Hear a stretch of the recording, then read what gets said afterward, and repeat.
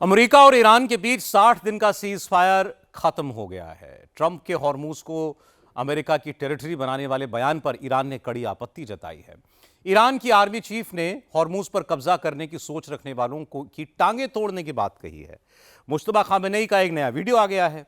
Ali Khamenei के उलट मुश्तबा ने युद्ध पर ईरान की पॉलिसी बदल दी।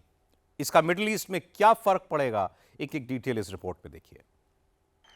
Pretty soon I'll be declaring the Hormuz Strait a territory of the United States. Trump Hormuz को अमेरिका की टेरिटरी घोषित करने का ख्वाब देख रहे हैं। ट्रंप इसके लिए एटम बम तक चला सकते हैं। हॉर्मुज के लिए तेहरान को हिरोशिमा तक बना सकते हैं। ये सनसनीखेज दावा अमेरिका की पूर्व कांग्रेस वुमेन मार्जेरी टेलर ग्रीन का है, जो उस मीटिंग में मौजूद थी जिसमें एटमी हमले पर ट्रंप ने अपनी टीम के साथ डिस्कशन किया था। ये ईरान है और यहाँ ऐसे डिफेंडर्स हैं जो आपकी टांग तोड़ देंगे।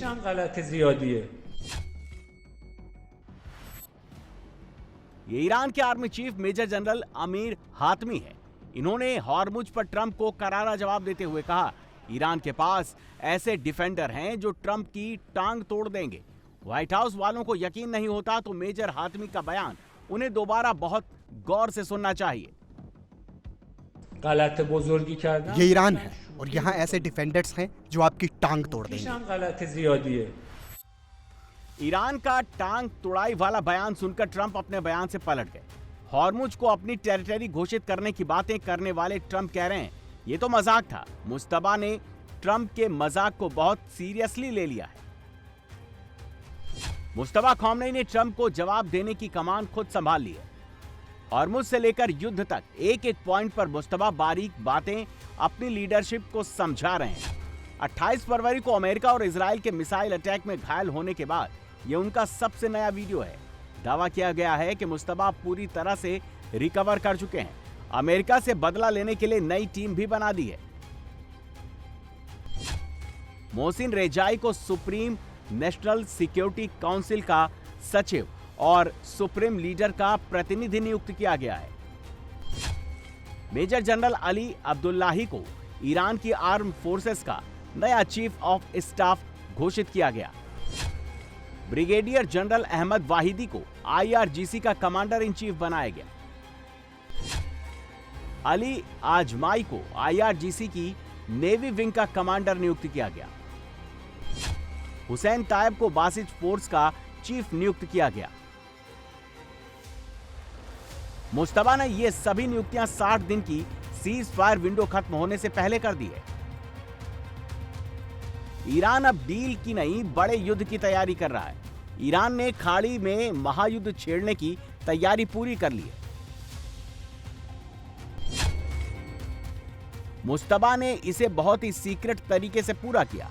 यह बात वॉल स्ट्रीट जर्नल की रिपोर्ट में कही गई है। रिपोर्ट में दावा किया गया कि अब की बार युद्ध के 3 फ्रंट मुश्तबा खोल सकता है। पहला फ्रंट कुवैत और बहरीन।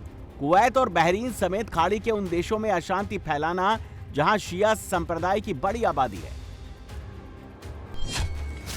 दूसरा फ्रंट कुवैत में जमीनी सैन्य कार्रवाई करना, मतलब इजराइल जैसा लेबनान में कर रहा है वैसा ही ग्राउंड ऑपरेशन कुवैत में करना। तीसरा फ्रंट फारस की खाड़ी में इंटरनेट केबल को नुकसान पहुंचाकर संचार संपर्क को तबाह करना। कुवैत फारस की खाड़ी की आखिरी छोर पर एक ऐसा छोटा सा देश है जिसका बॉर्डर इराक से सटा हुआ है। बहरीन फारस की खाड़ी के भीतर एक छोटे द्वीप जैसा देश है जिसके सामने ईरान की नेवी का बड़ा जमावड़ा है। इराक में पीएमएफ और कताइब हिजबुल्लाह जैसे शिया मिलिशिया ग्रुप को ईरान ने ड्रोन और मिसाइल तक से लैस कर दिया है। ये सऊदी अरब पर कई बार ड्रोन हमले कर चुके हैं। कुवैत पर ईरान जब भी चढ़ाई करेगा उसे इराक के शिया मिलिशिया ग्रुप का पूरा साथ मिलेगा, इसमें कोई दो राय नहीं। कुवैत की आबादी 51 लाख है जिसमें 25% शिया मुसलमान है। कुवैत की कुल आबादी के मूल कुवैती सिर्फ 30% है। 70% प्रवासी कामगार हैं। मूल कुवैती सिर्फ 15 लाख हैं, जिसमें शिया सुन्नी दोनों शामिल हैं। करीब 35 लाख प्रवासी हैं। अगर मुस्तफा की सेनाएं चढ़ आईं तो प्रवासी कामगार तो अपने अपने देश निकल जाएंगे। महज 15 लाख कुवैतियों को ईरान की सेना और इराक के शिया मिसीलिया से लड़ना होगा। बिना अमेरिका की मदद के कुवैत युद्ध में 2-4 दिन से ज्यादा नहीं टिक पाएगा। बहरीन का शासन सुन्नी अल खलीफा परिवार के हाथ में है। यहां की 70% आबादी शिया है, सुन्नी सिर्फ 30% है। बहरीन की कुल आबादी करीब 17 लाख है, जिसमें 50% प्रवासी हैं।